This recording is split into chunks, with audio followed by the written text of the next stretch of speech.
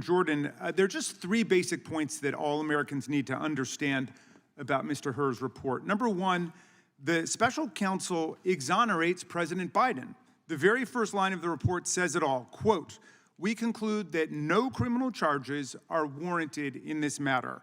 We would reach the same conclusion even if Department of Justice policy did not foreclose criminal charges against a sitting president. Second, the report establishes that President Biden offered complete and unhesitating cooperation with the special counsel's investigation. The Justice Department and the National Archives were proactively notified of the classified documents and they were turned over. The president allowed the FBI to search his homes and he sat for a voluntary interview for more than 5 hours on October 8th and October 9th, even as he was busy responding to Hamas's vicious terrorist attack in Israel. The report thus demonstrates President Biden's complete devotion to the rule of law and his respect for a fair and independent Department of Justice. President Biden did not assert executive privilege or claim absolute immunity for presidential crimes. He did not hide boxes of documents under his bed or in a bathtub. He did not fight investigators, nor did he seek to redact a single word of Mr. Hur's report. He consented to the search of numerous locations, including his homes, and he did everything he could to cooperate, not obstruct. Third, Special Counsel Hur repeatedly emphasizes that President Biden's conduct contrasts sharply with that of former President Trump.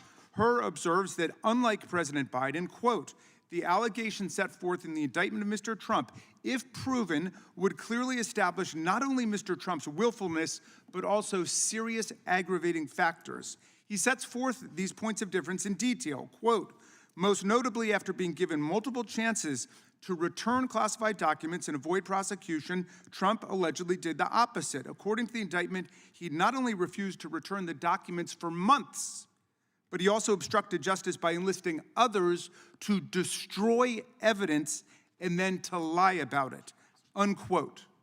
He returned only a portion of subpoenaed documents and deliberately withheld the rest. Unlike President Biden, Trump did not alert the National Archives or DOJ of the documents, nor did he turn over all the classified materials in his possession.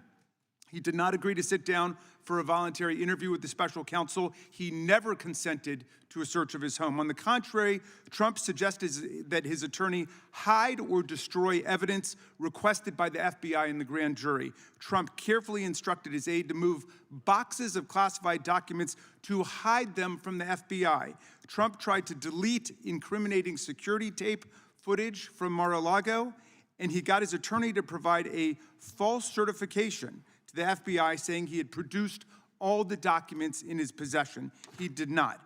Given that this report is so damning in the contrast between Biden and Trump, it is hard for me to see why our colleagues think that this hearing advances their flailing and embarrassing quest to impeach the President of the United States. What America sees today is evidence of one president who believes in the rule of law and works to protect it, and one who has nothing but contempt for the rule of law and acts solely in pursuit of his own constantly multiplying corrupt schemes. I yield back.